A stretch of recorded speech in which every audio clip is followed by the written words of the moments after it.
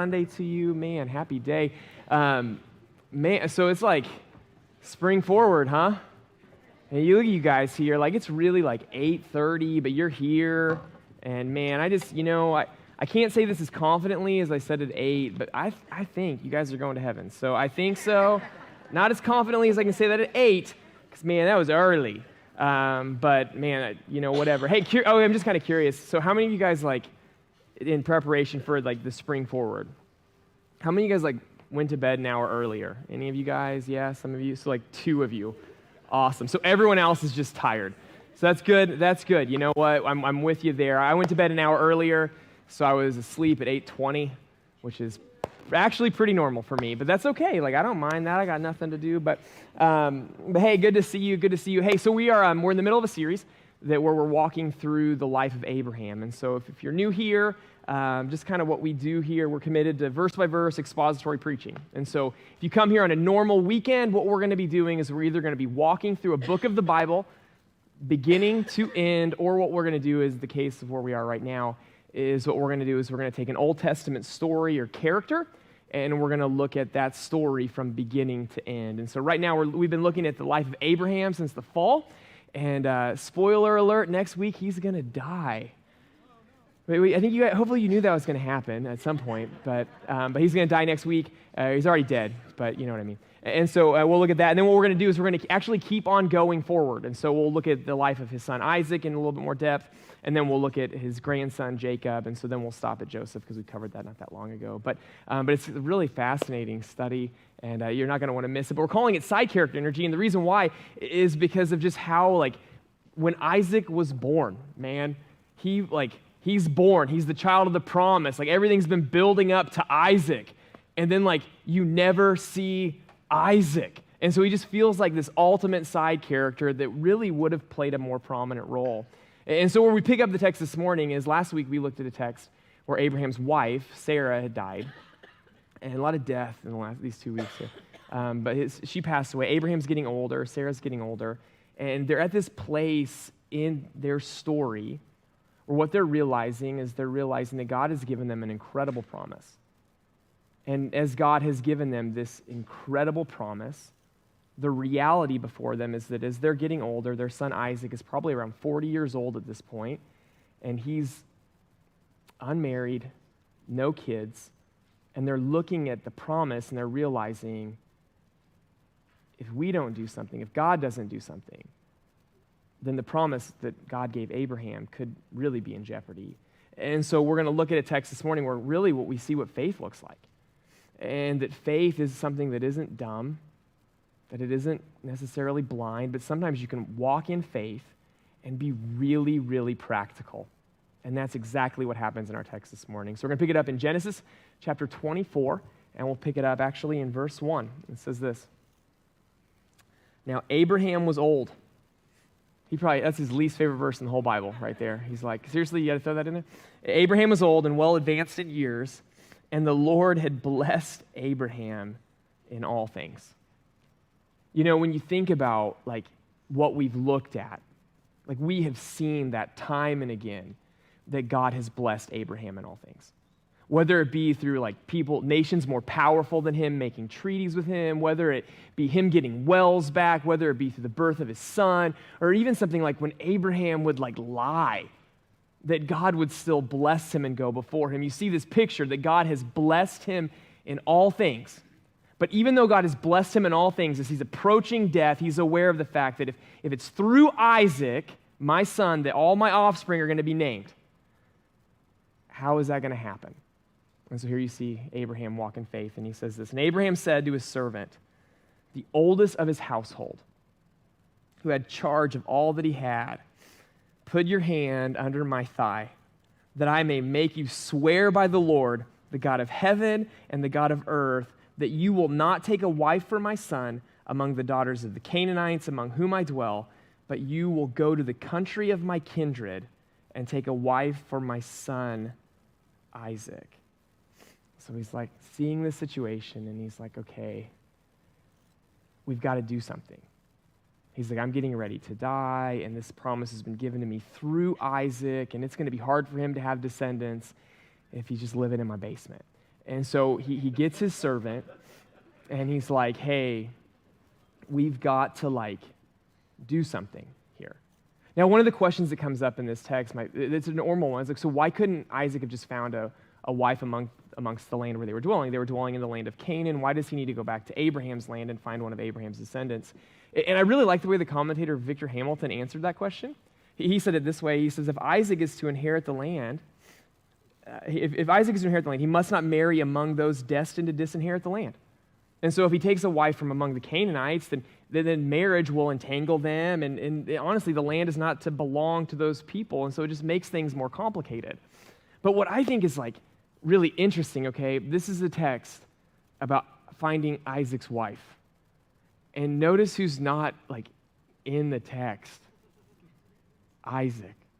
You don't see him. And we're going to look at 61 verses this morning, okay? I'm going to skip some, so don't get worried. But we're going to look at 61 verses. You know who doesn't show up in any of those verses? Isaac. So, I mean, we got a helicopter parent here in Abraham, probably a little bit. And so, but he's like, okay, he takes this servant, though, and he gives this servant this task. And he's like, what I want you to do is I want you to go back to my homeland and find a wife for Isaac among my descendants. And so the servant's like, okay, I got that. But as he's processing it, he has some natural questions I think any of us would have if we were given that question. And you see those in verse 5. The servant said to Abraham, perhaps a woman may not be willing to follow me from this land. Must I then take your son Isaac back to the land from which you came? And Abraham said to him, see to it that you do not take my son back there. The Lord, the God of heaven, who took me from my father's house, from the land of my kindred, and who spoke to me and swore to me, to your offspring I will give this land. He will send his angel before you, and you shall take a wife for my son from there. But if the woman is not willing to follow you, then you will be free from this oath of mine, only you must not take my son back there. So the servant put his hand under the thigh of Abraham, his master, and swore to him concerning this matter. Now, I would point out one thing here that's worth noting, and it's that there's a grace to this woman. That notice what Abraham says. He says, hey, if she's not willing to go, don't force her. That I'm sending you to this land to find a woman who's going to come back. He's like, I want someone to come with you who wants to come. So this isn't something through coercion. And honestly, in that society, that's an incredibly gracious thing that Abraham is saying, just kind of showing the heart of God and what he would want for marriage. But beyond that, what you see is that the servant be incredibly practical. Because he's like, okay, so you want me to go to this land, find someone I've never met, and ask them to come all the way back, marry your son, without even seeing him. And so he's like, okay, so what do I do if that doesn't work? And honestly, because Abraham's getting older.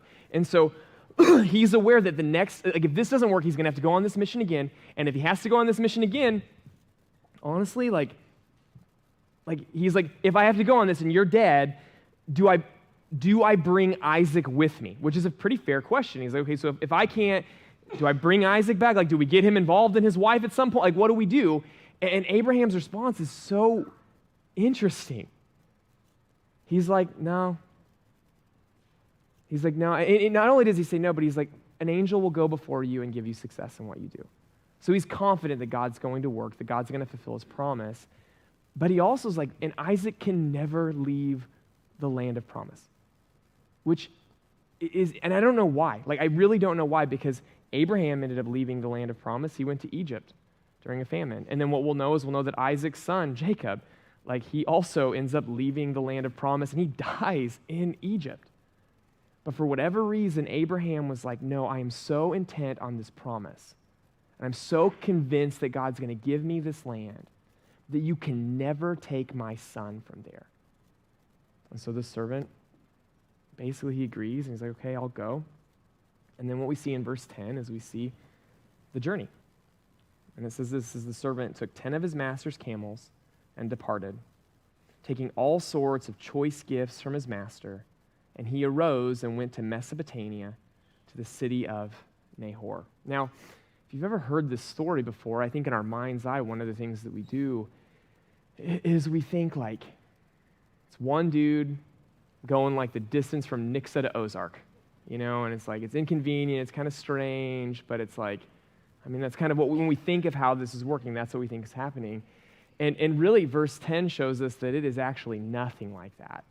So the journey that he's going on would have consisted of, I think it was 1,000 miles. So it's a 1,000 mile journey, and they didn't have a car, so like they had a bunch of camels though. And so he goes 1,000 miles, which is taking about a month for him to travel that far. Beyond that, he's not just like by himself. But what he has is what would be a dowry, so that when he finds this woman, he's able to give her family something for saying, hey, since we can marry your daughter, here is this large dowry, and we know that there were a lot of camels involved. And so this is quite the journey. He goes 1,000 miles away from home, traveling with all of this stuff, and he's going to have servants with him and all this kind of thing. And then he gets to the place where he's going to go. And when he gets to the place that he's going to go, one of the things that we see that he is intensely committed to have God go with him. That he's intensely committed, saying, hey, I'm giving myself fully to God in this process. And it's really kind of cool. Verse 11, it says this. And he made the camels kneel. So even he has the camels pray. Just kidding. And he made the camels kneel down outside the city by the well of water at the time of evening, when women go out to draw water. And the servant said, O Lord, God of my master Abraham, please grant me success today, and show steadfast love to my master Abraham. Behold, I am standing by a spring of water, and the daughters of the men of the city are coming out to draw water. Let the young woman to whom I shall say, please let down your jar that I may drink, and who shall say, drink, and I will water your camels. Let her be the one whom you have appointed for your servant Isaac. By this I shall know that you have shown steadfast love to my master. Before he had finished speaking, behold, Rebekah, who was born to Bethuel, son of Milcah, the wife of Nahor, Abraham's brother. She came out with a jar of water on her shoulder. So it was customary in that day for women, they would go out and draw water.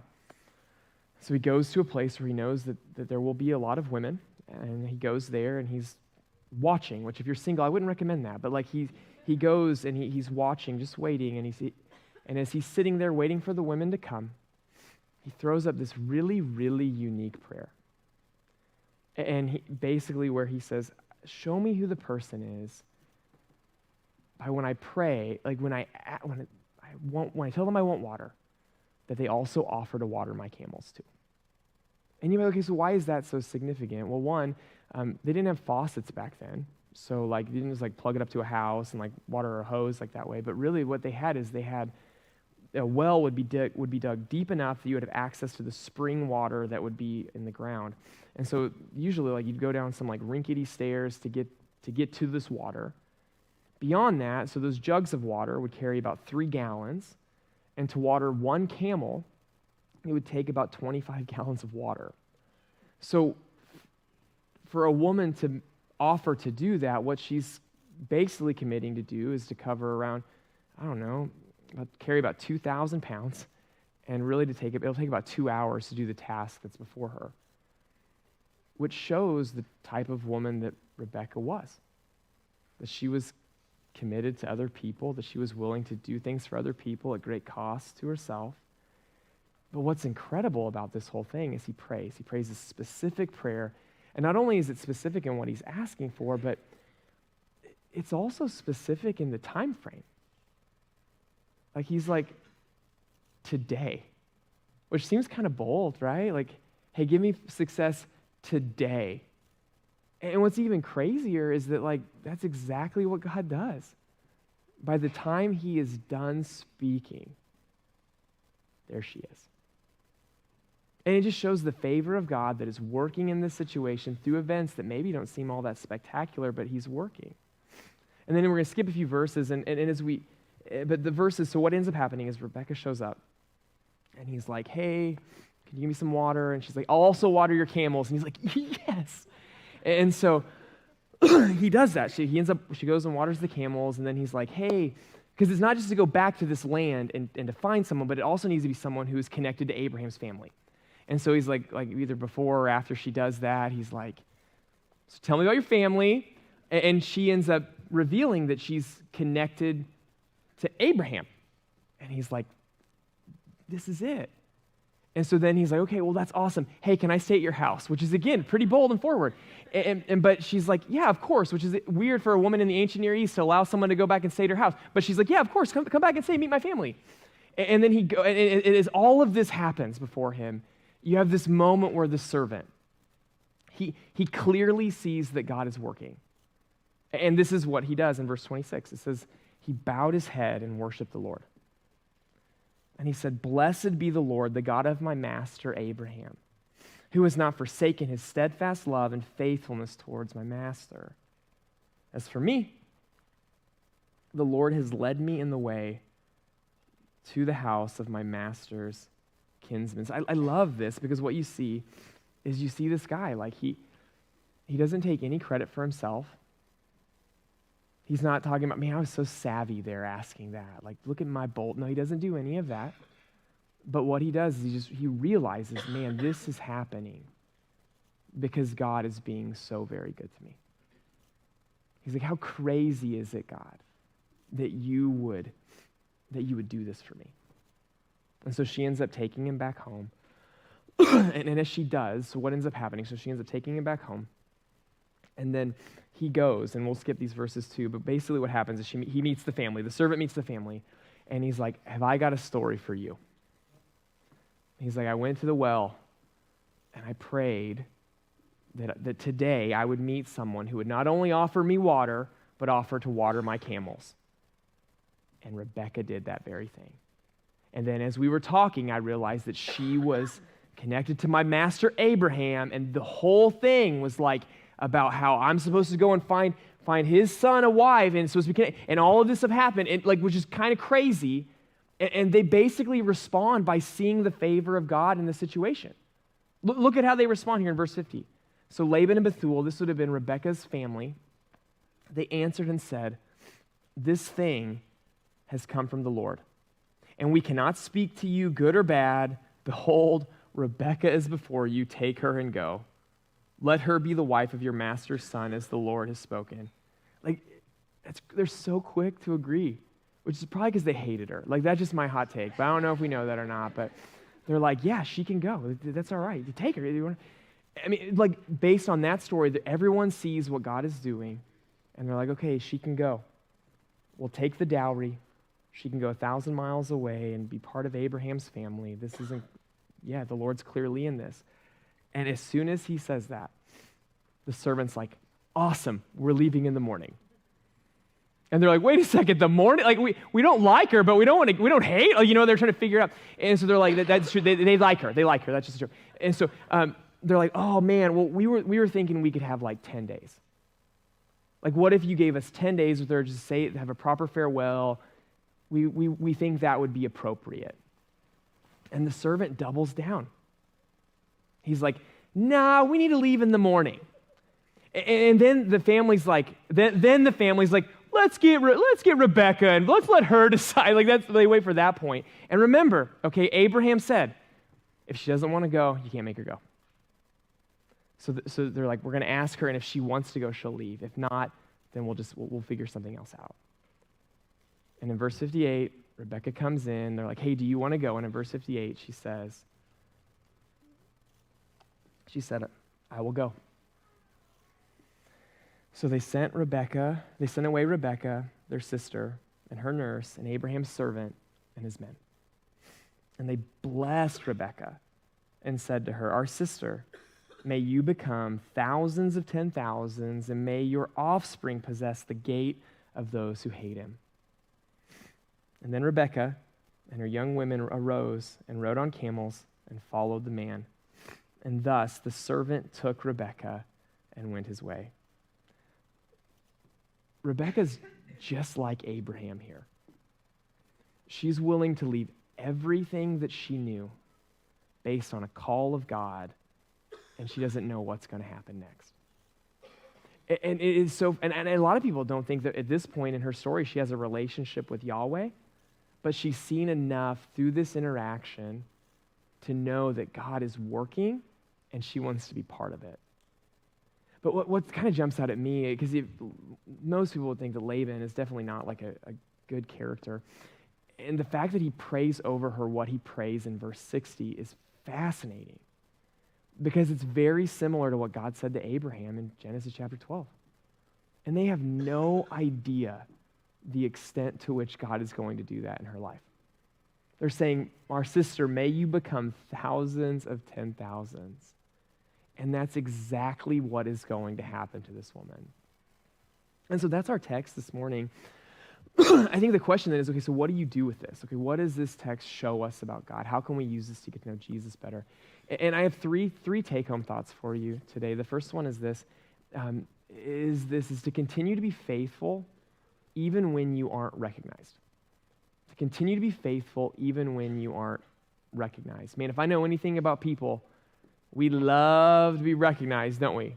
Like you're like, not you, but maybe the person sitting next to you, right? They love to be recognized, not you though. But when you think about the things that we do, so many things we do, the reason why we do them is so that we'll be seen. I mean, think about like, employee of the month. Like that's just so your picture can be on. Like that's what that's about. You think of social media.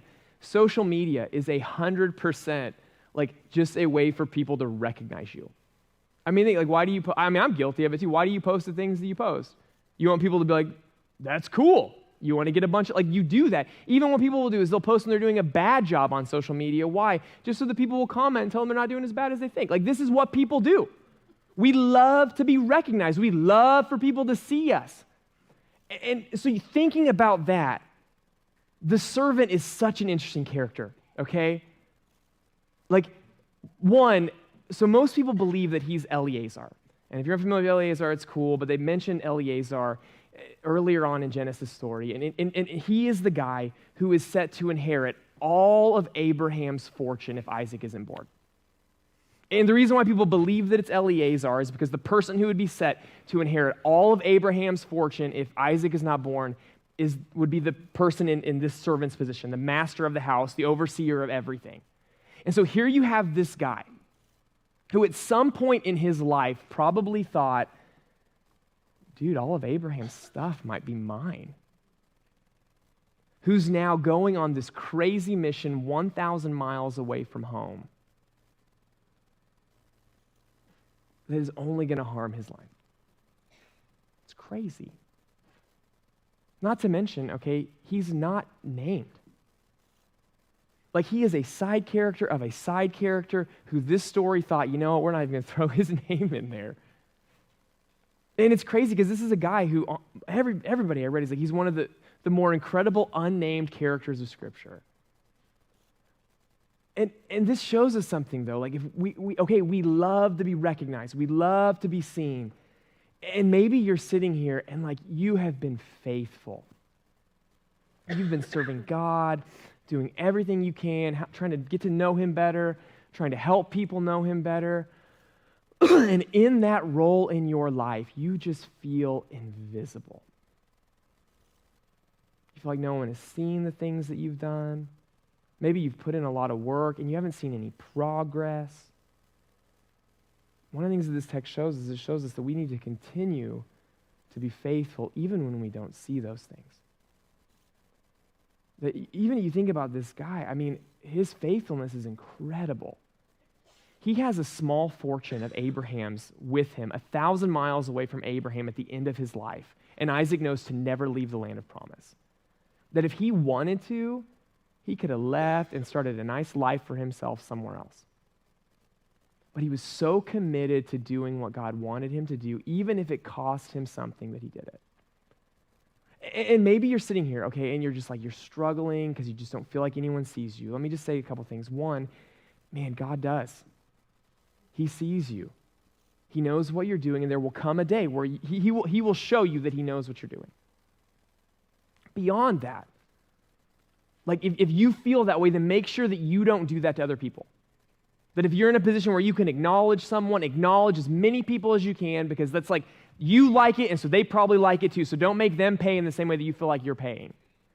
But I'd also say this, just I say this in love, is that sometimes when we're not acknowledged, okay, it can be a really good thing. And the reason why it can be a good thing is because it can reveal why we're doing the things that we're doing for God in the first place. And sometimes the reason why we do them is just because we want people to see us, we want people to tell us good job, and if you're not being acknowledged in the way that you think you should be, then it is a great time to be faithful because it reminds you why you're doing it. And you can keep doing it for the reasons why you should be doing what you're doing. So continue to be faithful even when you're not recognized. This is the first thing we see. The second thing you see in the text is that prayer makes us part of what God is doing. Prayer makes us part of what God is doing. That it's really hard to miss the prayer that's all over this text. Okay? First, you look at the beginning, okay? And here you have this servant who's given this incredible journey. He's going on his mission trying to find a wife for Isaac. And he starts with prayer. What does he do in verse 12?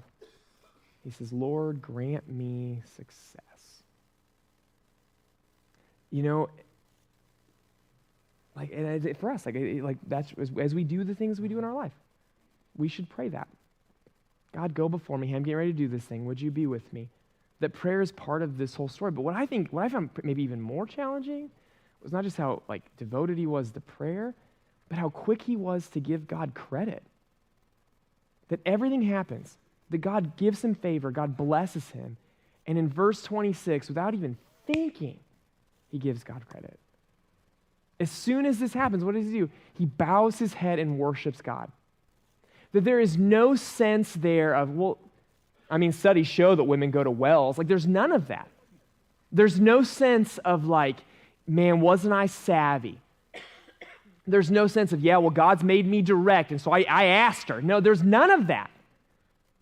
It is 100% look at what God has done.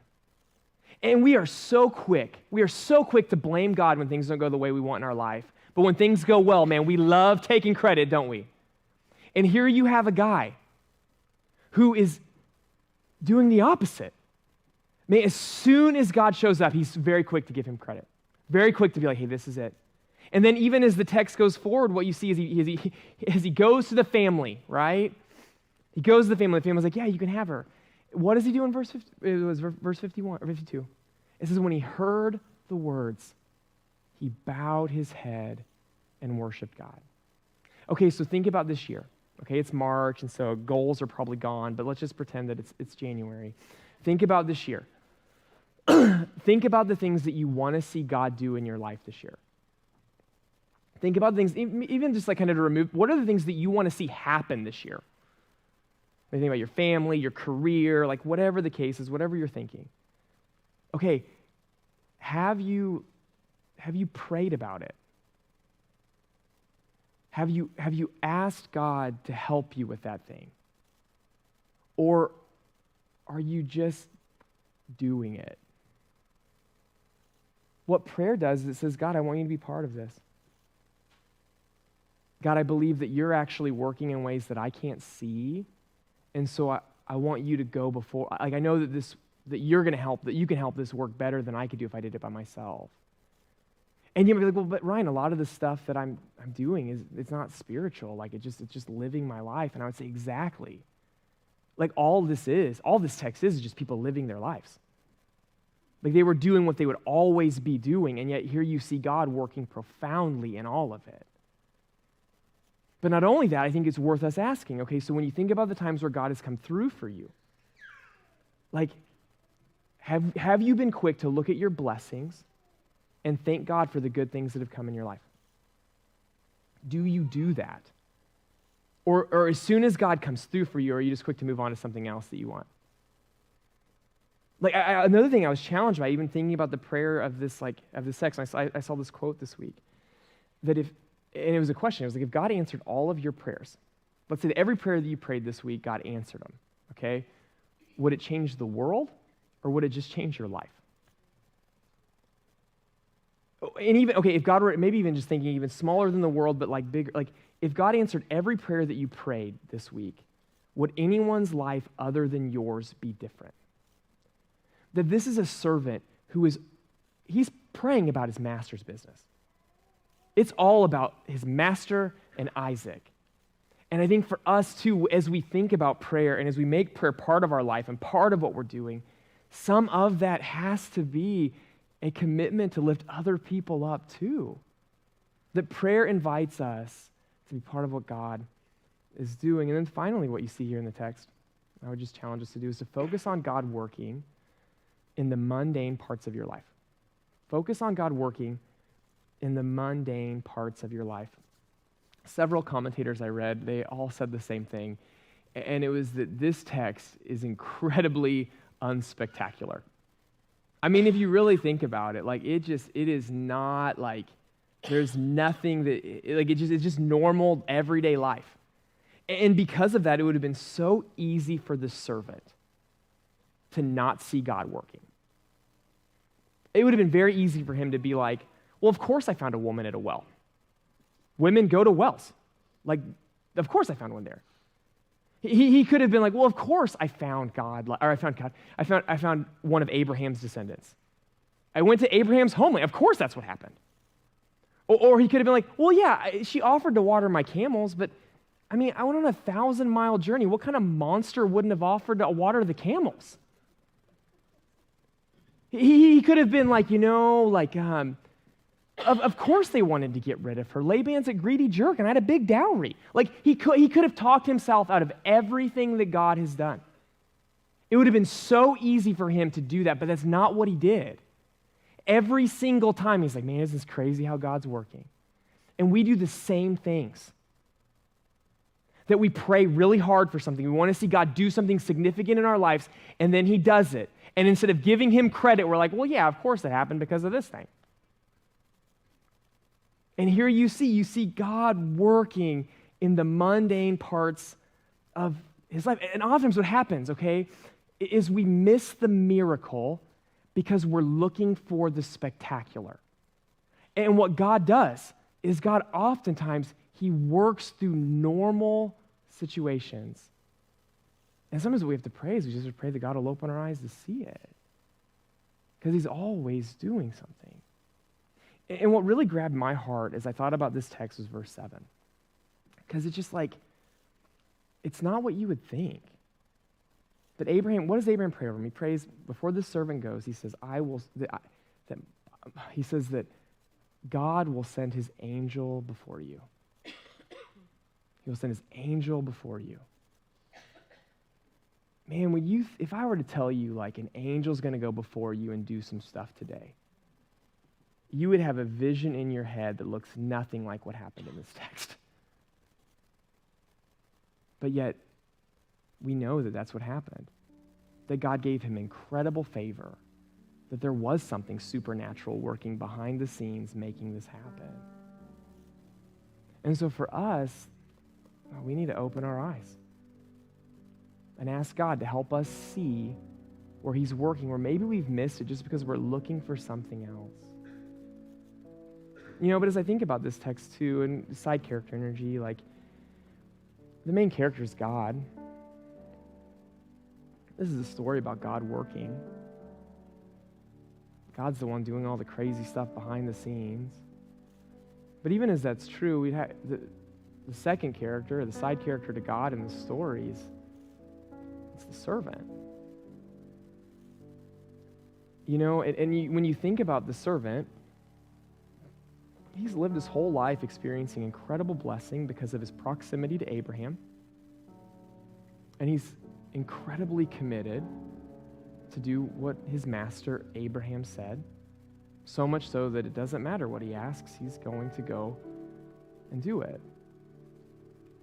And honestly, that really made me think about our relationship with Jesus. That all of the blessing we've experienced in our lives, that we've experienced it because of our proximity to Jesus. And really, shouldn't we follow him in a way like this servant followed, like whatever you say, I'm going to do? Because if you think about the goal of life, one of the things that Jesus says in Matthew 25 is the goal of life is that when we stand before Jesus, that he would say to us, well done, good and faithful servant. Meaning, we're his servant.